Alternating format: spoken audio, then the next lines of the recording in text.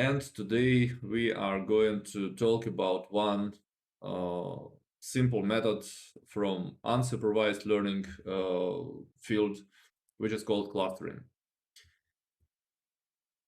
So let's recap briefly that in the last two lectures we spoke about supervised learning methods, and also what we are doing in econometrics is also applied in machine learning regression. And the main issue why it is called supervised learning, I hope that now it is clear, that we know when we have a training data, we know what must be the outcome. For example, we spoke about k nearest neighbors algorithm, and we knew on the training set who made default and who had not made a default. For the last lecture, when we applied naive Bayes estimator, we knew that this email is spam and this email is not spam. So we know this in advance before applying the algorithm. That is why it is called supervised learning, because we can really kind of show the algorithm, well, this is spam, this is not spam. So try to figure out how or what must be the parameters of our model in order to predict spam or not spam. So labeled means that we know the group, class, or if in case of the regression, we know the outcome variable like class size, test score, sorry, that was the outcome is the test score in econometrics classes. In unsupervised learning, we do not know the output. Well, there is no clue if this person, for example, is the credible borrower or this person made a default, if this email is spam or not. So we don't have the target, or we pretend that we don't have a target. We have some input features, X's, but we don't have the labels Y's. So features, you remember that these are the independent variables, so predictors, and Y is the outcome variable or the regressant. So our goal here is to extract some knowledge from the input data. If there is something that we can generalize in the data based on these features, based on the known features. And the goal is to discover these hidden patterns or structures in the data. So there are many different tasks in unsupervised learning. One of them, one of the most popular, is clustering or cluster analysis. Well, this is the task when we group observations such that members of the same group or cluster. So in this context, cluster means group. So the members of one cluster, of each cluster, are very similar to each other.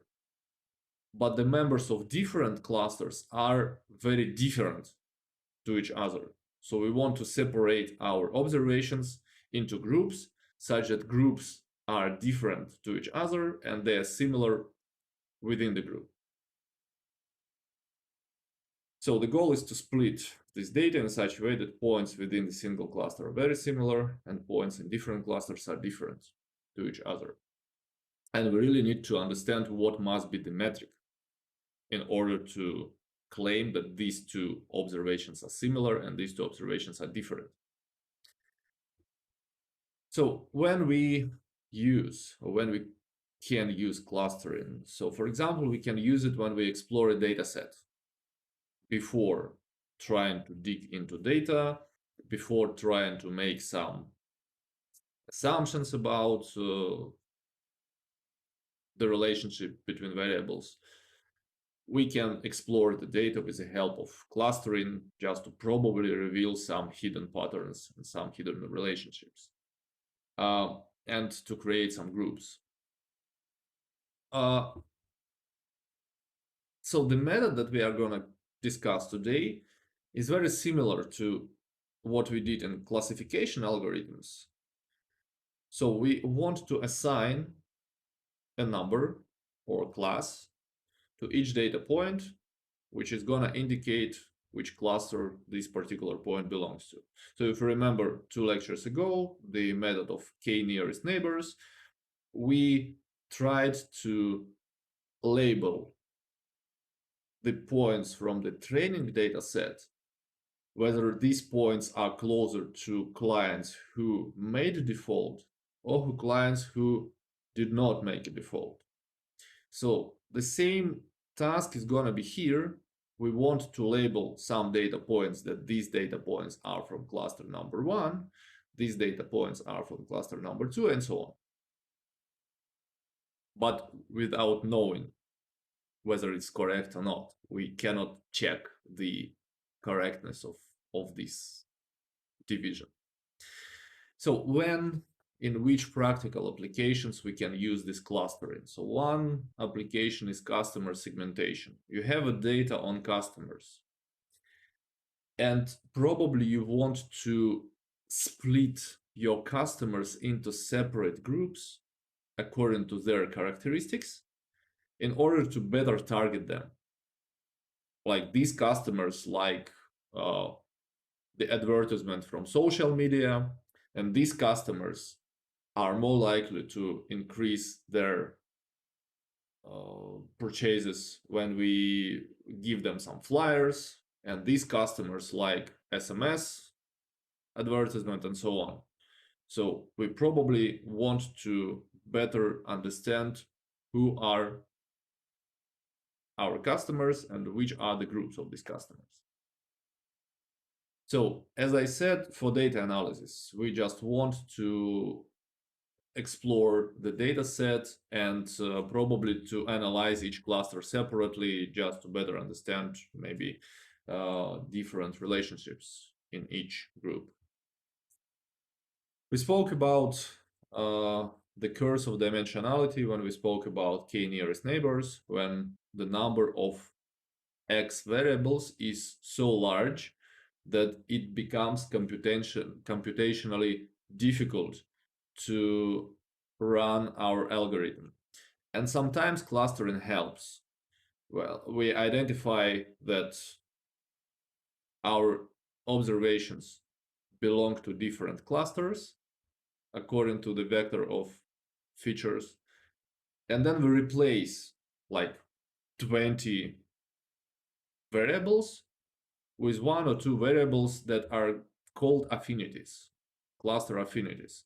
So basically the idea is that these are similarities or differences from each cluster. So how similar or how different these data points from every cluster.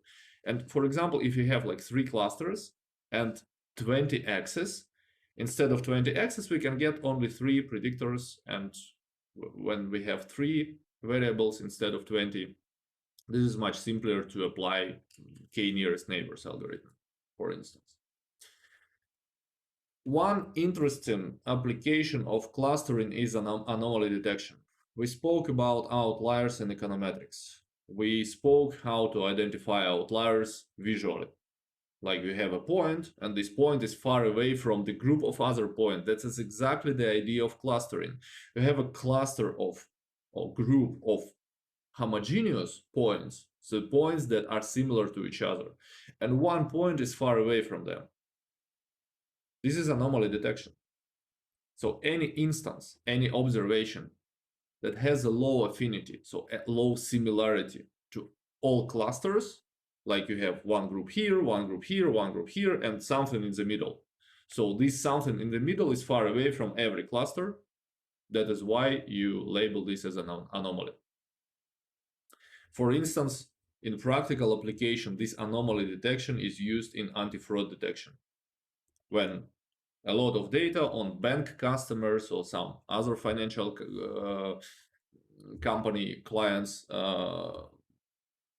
arrives, and then some transaction is very different from other transactions.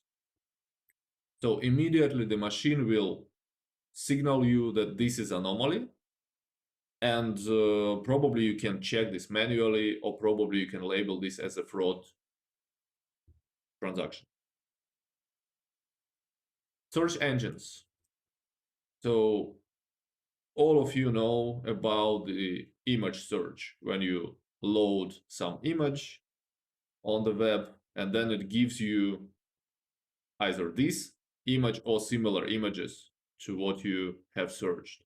So basically, this is also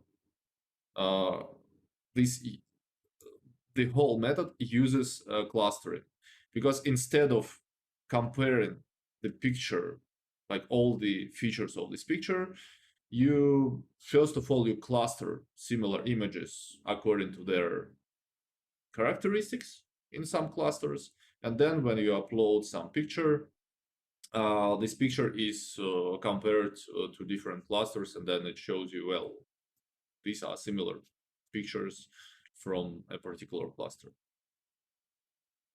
And also image segmentation. Those of you who use some online storages, cloud storages, you probably have some automatic segmentation of your images. Well, these are images with cats, these are images with flowers, these are images with food, and so on.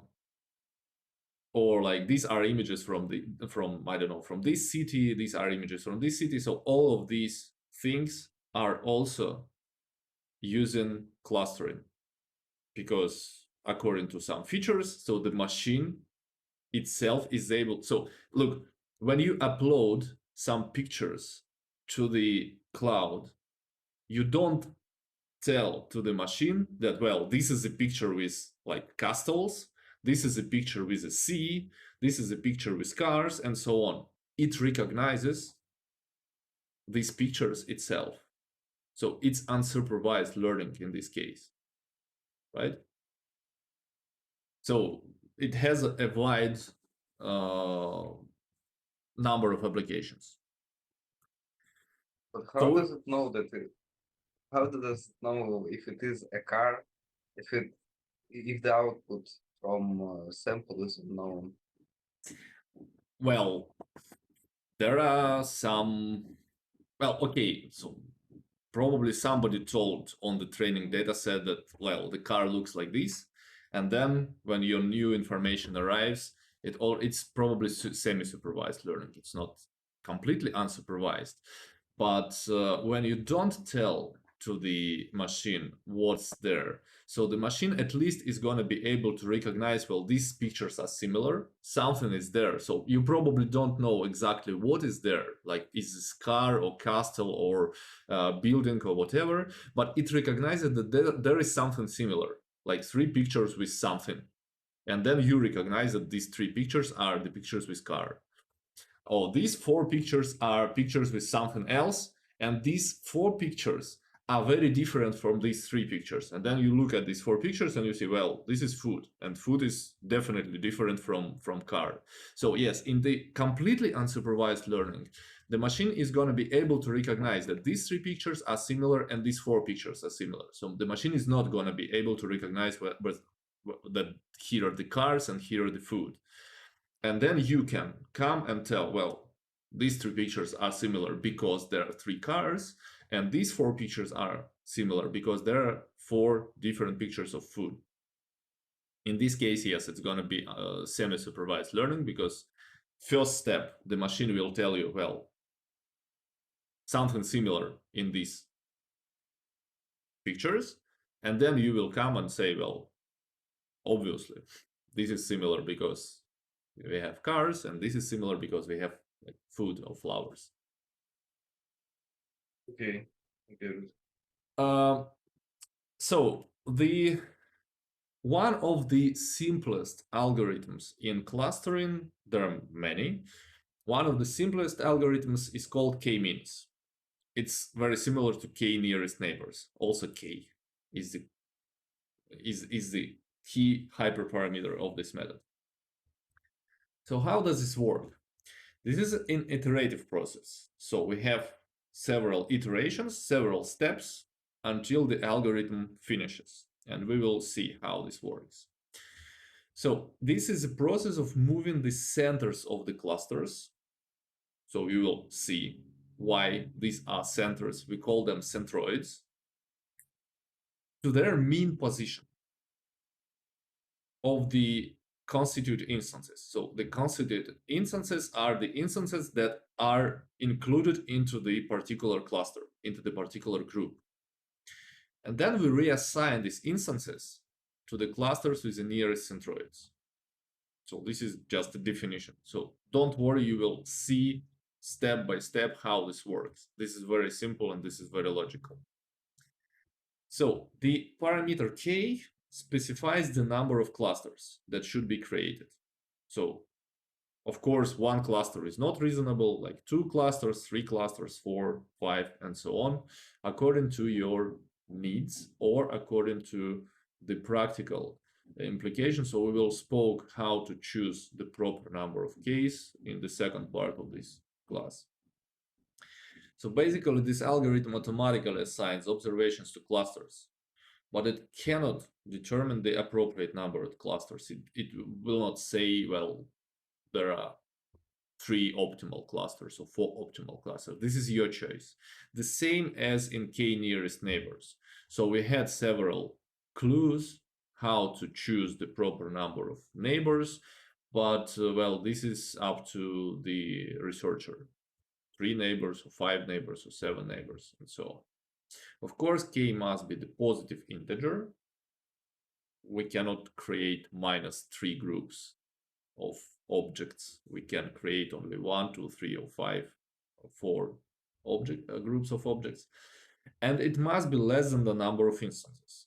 Of course, if you have 10 observations, you cannot divide 10 observations into 20 groups, right? So you can divide 10 observations at most in 10 groups, where each group will contain 1 observation. So now, here is the example data. So suppose we collected data on the number of visits and average bill in 1,000 rubles for 12 shop customers.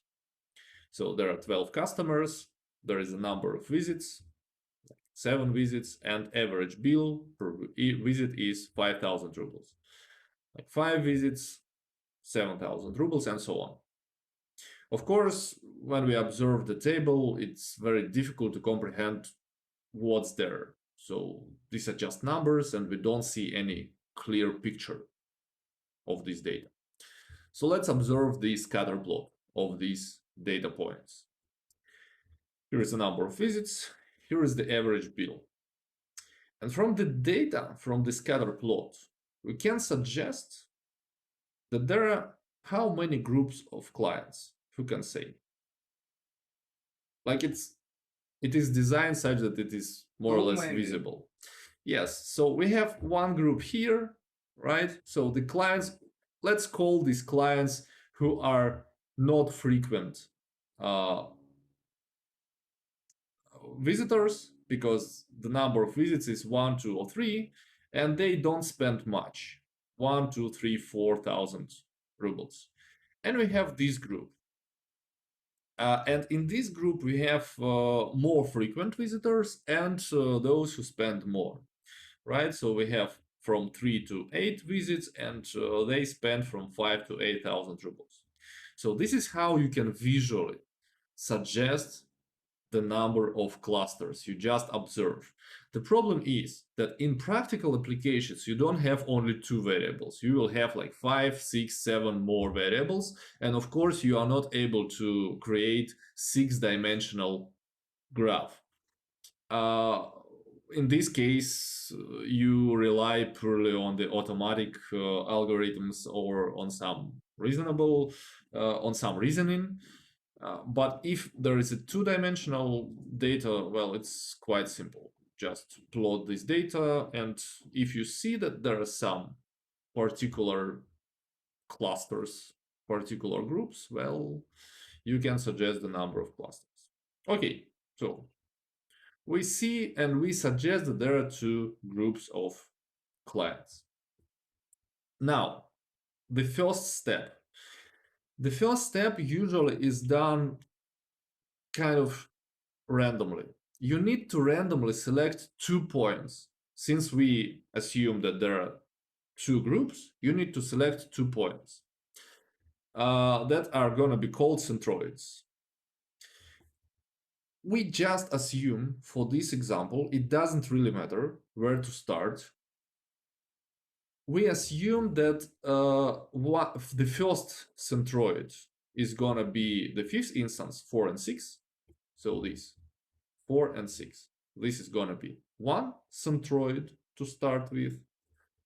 And the 11th instance, 5 and 5. Wait. Must be 5 and 5. No.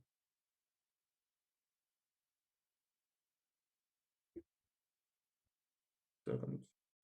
Yeah, so we just randomly take 2 points. 1 point is 4 and 6, this one, and the second point is this 5 and 5. Just to start with something. As I said, in most of the cases it doesn't matter. Well, sometimes there might be problems with the starting points, but in this case, for this illustration, it is not really crucial. So the location of the centroids at the first step might be random, so we can take any 2 points. Now, what to do with this? For each instance in our data, for all 12 instances, we need to calculate the distance from both centroids. So this is the same distance as we used in k nearest neighbors, Euclidean distance. And each instance is assigned to the cluster with the closest centroid. So let's see. So this is just a repetition how the Euclidean distance is calculated. We take the coordinates of each instance and we calculate the difference of this coordinate of x and y coordinate from the respective centroids. We square this, sum, and then we take the square root. And then every instance goes either to the first cluster or to the second cluster, depending on the distance. If the first observation, for example, is closer to the first centroid, then it goes to the first cluster. If the first observation is closer to the second centroid, it goes to the second cluster, and so on. So we make this division between 2 groups, 2 clusters, according to their distance to the centroids. For example, if we take the first instance, so in the first instance, the x coordinate is 7 and y coordinate is 5. So the distance to the first centroid is going to be 7 minus 4. 4 is the x coordinate of the first centroid squared, plus 5 minus 6. So this is the y coordinate distance. Then we square them, these differences, sum them, and take the square root. If there are 3 coordinates, we make the third square difference under this square root, and so on. If there are 4 coordinates, we take the fourth term, and so on. So no difference in this approach. So the distance from the second centroid is calculated similarly. We take the coordinate of the first instance 7 minus coordinate of the first centroid 5, and here 5 minus 5. And then we have the distance from the first centroid is 3.16, and the distance from the second centroid is 2. So we make a conclusion that the first instance is closer to the second centroid, which means that it belongs to the second cluster.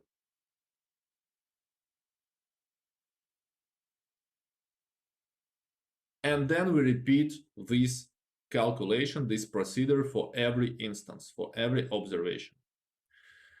Well, here is the result. We take the first instance, calculate the distance from the first from the second centroid, and assign this to the cluster 1. We take the second instance, calculate distance from C1, C2, and assign this to C1. And do this for every other observation, and assign them either to the first or the second group. So let's see visually what is the result.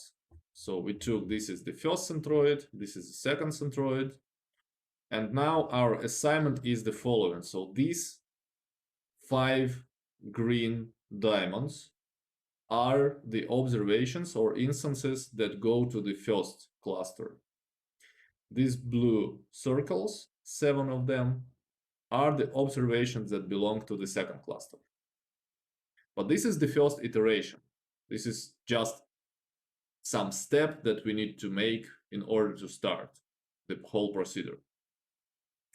We see that this is not what we expected, right? So we expected that these are gonna be one group and these are gonna be the second group. Now this is just some mess. The second step is we update coordinates of both centroids as their means of the constituted instances. So look, now we have 5 instances in the first cluster. We need to calculate the average coordinates of these 5 instances. And these coordinates, these average coordinates, are gonna be coordinates of the centroid, of the updated centroid on the second step. The same we do for the second group, like this.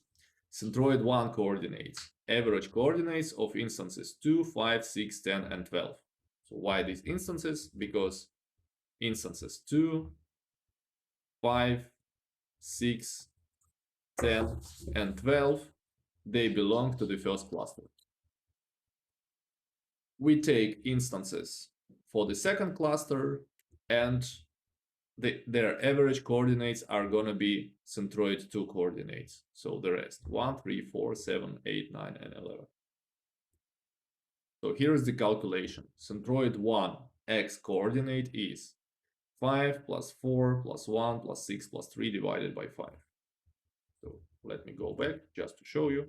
5 plus 4 plus 1 plus 6 plus 3 divided by 5.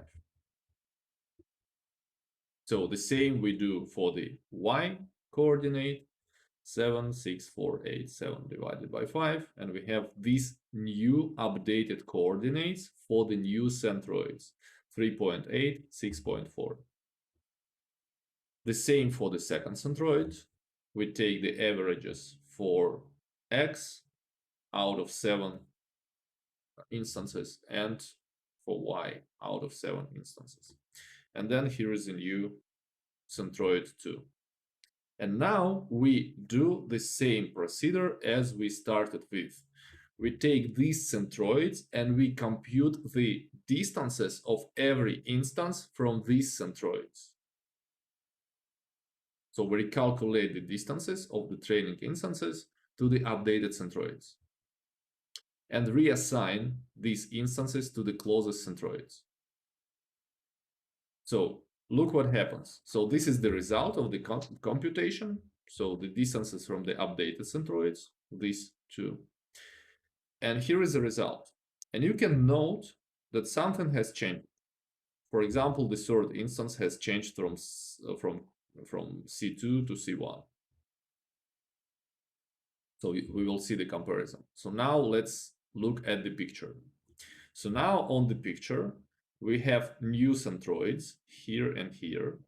So you see that initially centroids were this point and this point. So now the centroids moved slightly. The first centroid went slightly left and up, and this centroid went down and to the left also. And now there are 5 instances in the second cluster instead of 7. You see that these 2 instances. See the picture here. So these 2 instances belonged to the second cluster initially. So now these 2 instances belong to the first cluster. So this is the change. If there is a change, so instance 3 and instance 9 has changed their clusters. Are you following me? I guess everything is clear. What's going on? Yes. So now we make the third iteration. We have new clusters. We calculate averages of these clusters, we create new centroids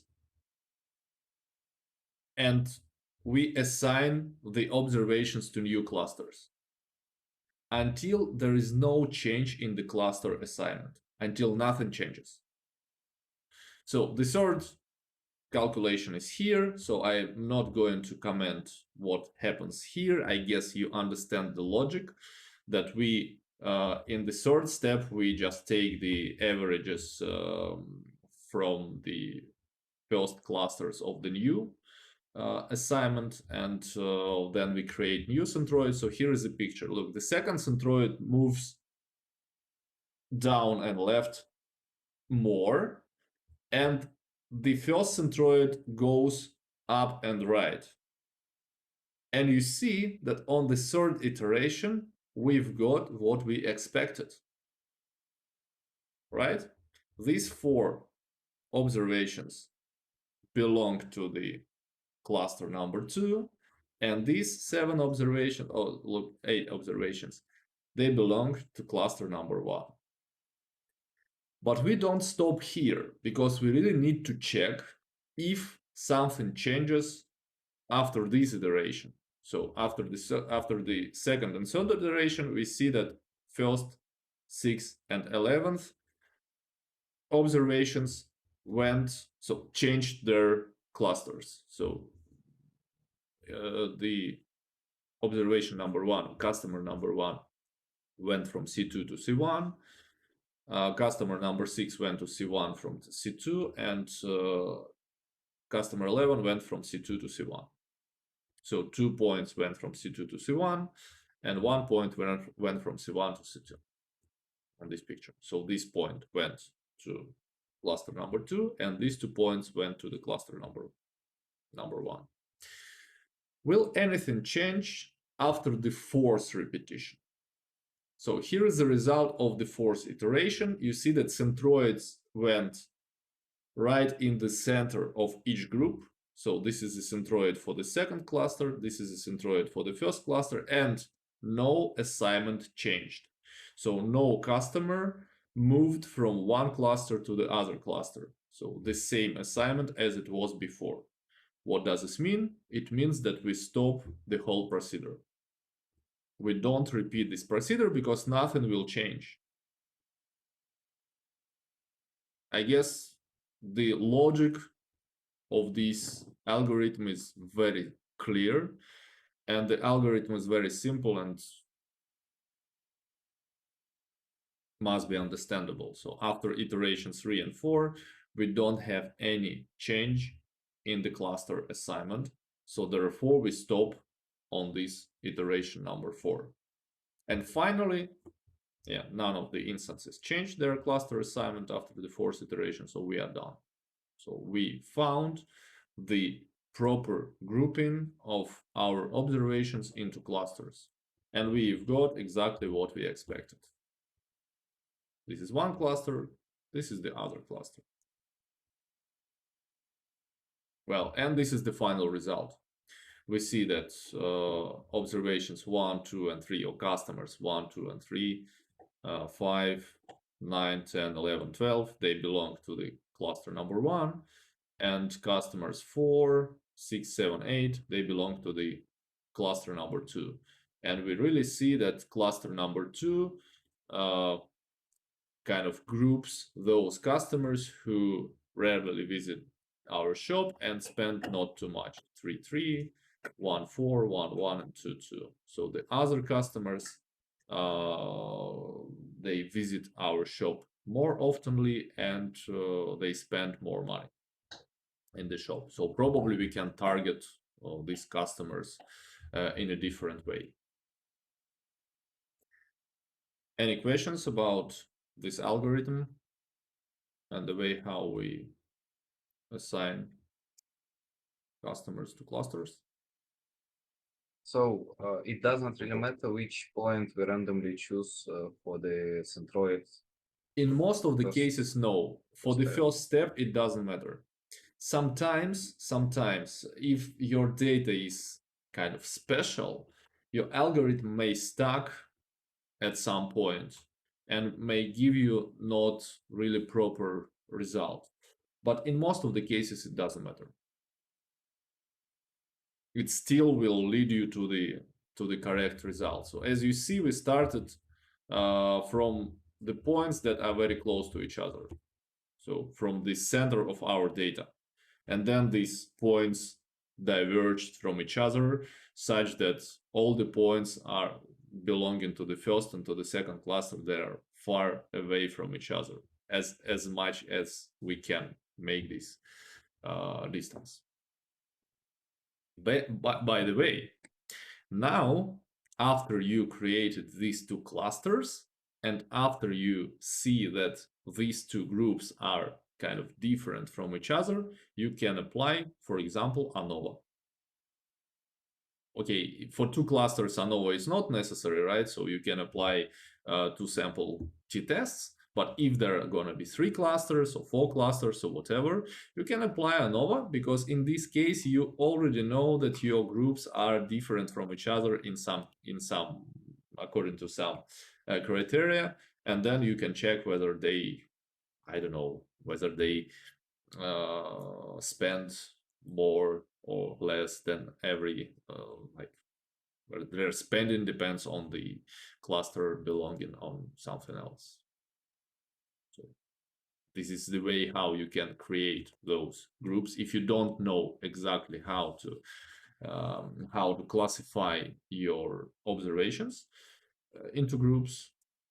Then after clustering, you can create these groups and apply ANOVA or some other methods that we used. So now the question is how to find the optimal number of clusters. So in this case, it was visible that there are 2 clusters. Suppose we add 8 more customers and observe the following situation. Well, now it is not that clear how many clusters do we have. There is something here, clearly. There is something here, clearly. What happens here? Well, either it's one cluster or 2 different clusters. It's not that clear, because we can split this into 2 groups or into one group. We can leave it as one group. Well, it's not that clear. Yeah, so how many clusters are there? 2, 3, or 4? From the visual observation, it's not very clear. So probably we expect 3, this big cluster and these small clusters. Well, we can label these customers as here the large spenders, so those who spend a lot compared to other clients. So these are, let's say, I would call them not very important clients, because they don't come often and they don't spend much. So probably we just don't care about these clients. And look, these clients come oftenly, but they don't spend much. So probably these clients just bother us. They come too much and they take too much of our attention, but they don't bring us too much money. So we probably want to target these clients more because they spend more. Or maybe we can even kind of take this cluster if this is the separate cluster of those who come not oftenly but spend a lot. So, but how to define the number of clusters? So here I ran the algorithm for 2, 3, and 4, and 5 different clusters, and let's observe what is the result. Basically, when we try to divide this into 2 clusters, we receive not what we expected. So you see that we have, let's say, rare visitors and frequent visitors, because it really separates, it really divides the whole data according to the number of visits. one group here, another group here. When we introduce the third cluster, we get, well, almost what we expected. So this is one group, but one observation, so you see that it, well, just because of the distance probably to the centroid, it is closer to this centroid than to this centroid. So that's why this observation, I would say mistakenly, belongs to the green diamond cluster instead of this cluster. But okay, so this cluster is more or less correct. If we introduce 4 clusters, we really see what I suggested. We have rare visitors with small bill. We have frequent visitors with the small bill. We have those who come often and pay much, and we have the rare visitors with the large bill. So 4 clusters. And if we keep making more clusters, we have here 3 observations from this cluster separated into the 5th group. Well, probably there is something about them. We don't know. But the question is, okay, so 2 is not optimal, obviously. 5 may be too much. So how to choose between 3 and 4? So is 3 okay? Is 4 okay? Well, it's not clear. And this is the simple task. We can get the number of clusters just visually, and probably the 4 is optimal. But what to do if we don't see the data, if we are not able to plot the data on the 2-dimensional space or 3-dimensional space? Well, there are different approaches. So one approach that the number of clusters comes from the problem's context. So according to the practical application, you probably know how many clusters you want to create.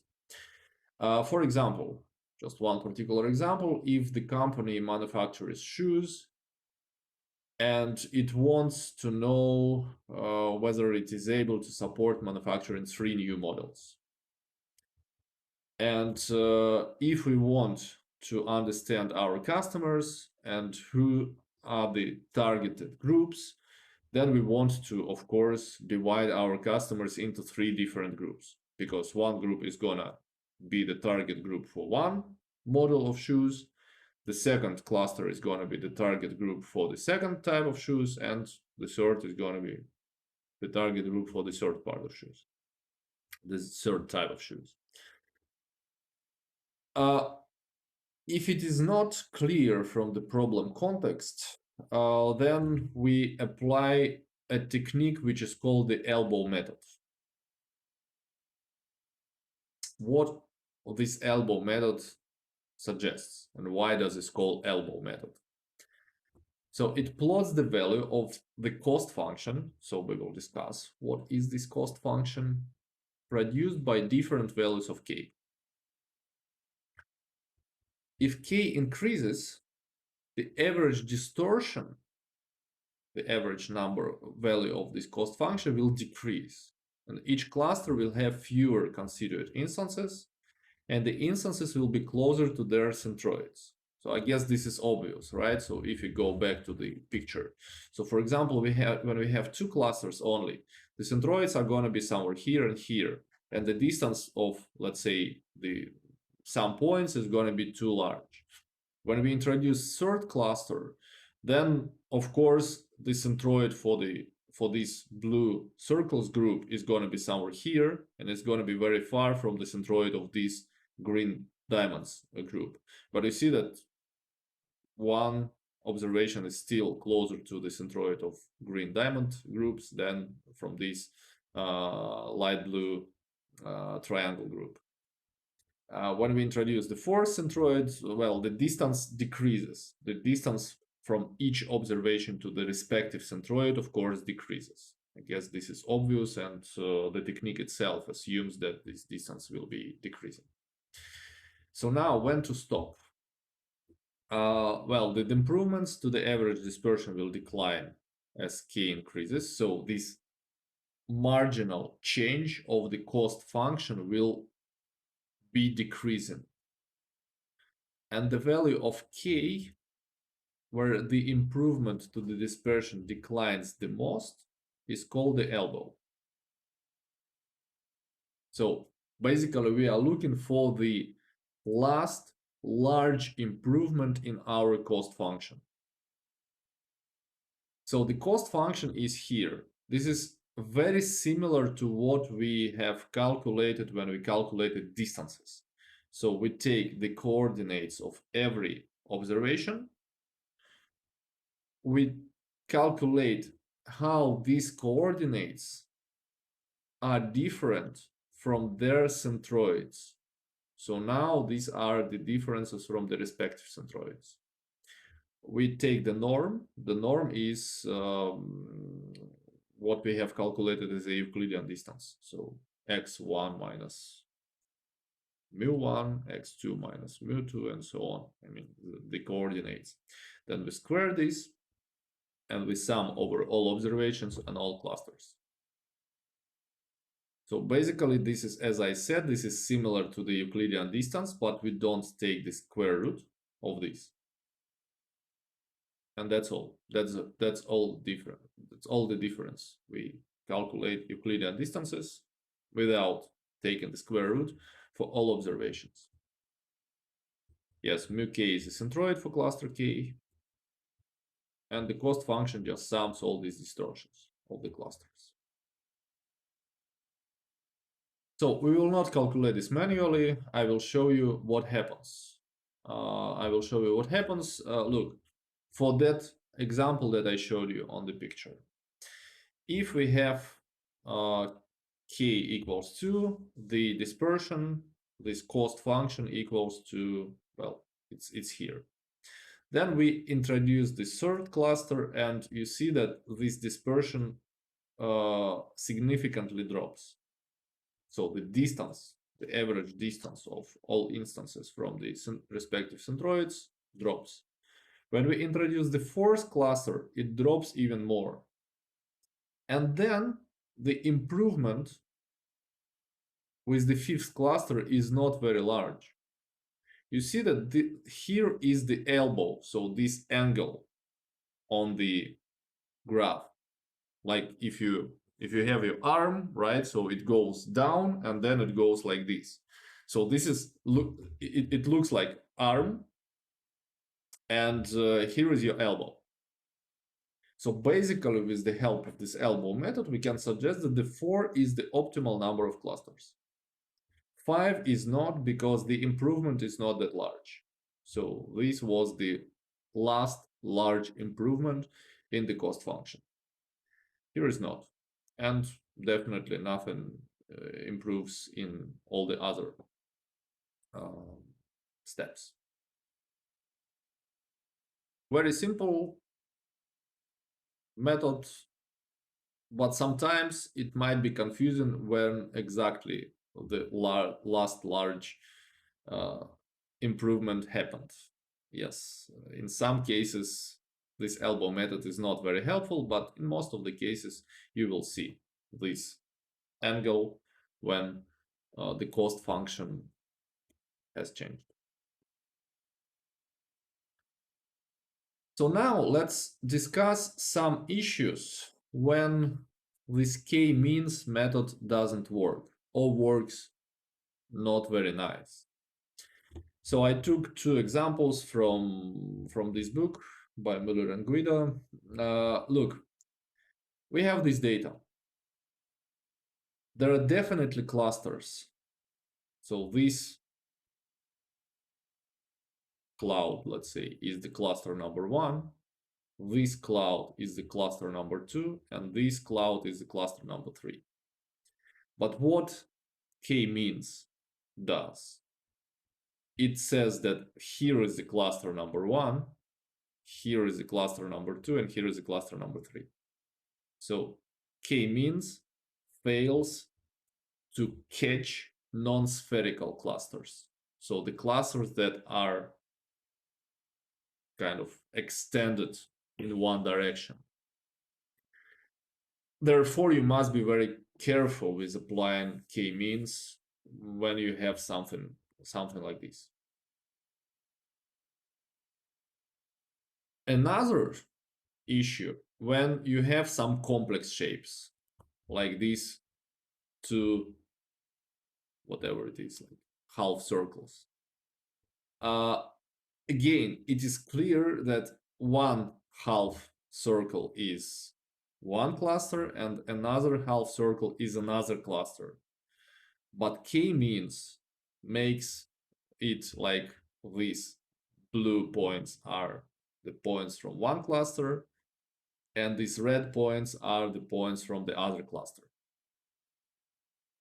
So, as I said, you must be careful with application of k-means because k-means relies on the spherical distances. So it means that all the points around centroid must be more or less like inside some circle, inside some radius. And when you have something like this, well, you simply fail to properly assign the points. But the good news are that there are other more extended methods to identify clusters like this. So don't worry if you are going to apply machine learning in your future. There are methods that will allow you to deal with such problems like this or like this. Just keep in mind that this failure might happen.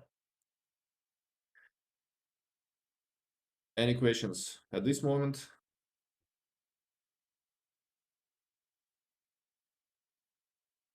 No questions. Okay, then the last slide.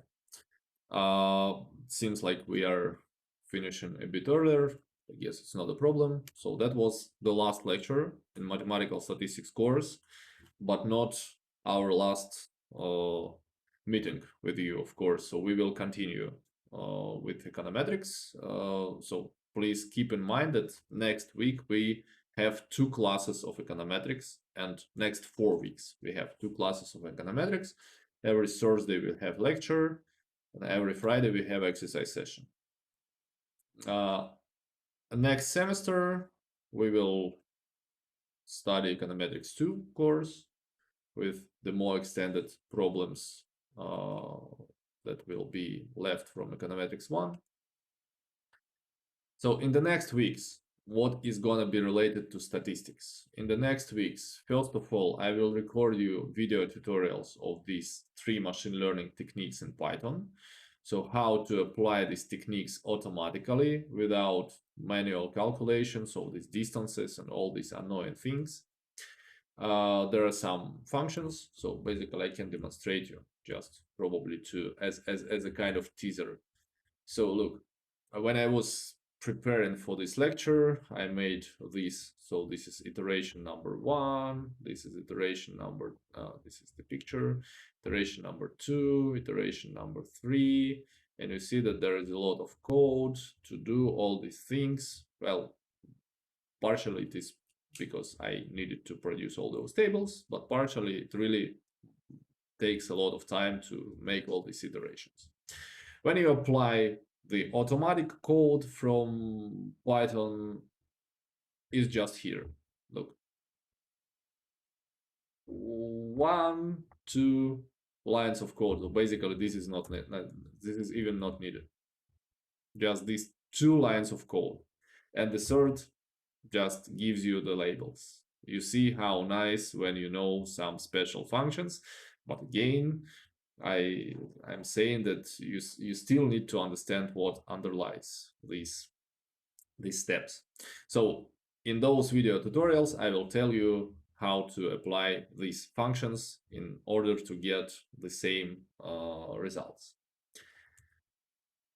Then, after these tutorials, you will get some self-study exercises just to check whether Python works on your laptop, whether you understand how to apply those functions and all the related things. And then you will get some quizzes and home assignments regarding these 3 last lectures on the machine learning. Um, those are gonna be graded, and they will be included in your final grade for those who get the final grade without final exam. For those who are not very successful with home assignments, somewhere in the end of May, I don't remember exact date, but if there is a schedule, you can see. If there is no schedule yet, so you will get it shortly. So there is going to be final exam. Regarding the final exam and the details on the final exam, I will tell you closer to that exam. But as I said, you can expect similar problems as in the midterm and some problems from the machine learning. Any questions? No, only about tomorrow. So Then that's it for mathematical statistics. We've done a lot of work in this course, and I hope that you will find the practical application of these things. Thanks for your attention.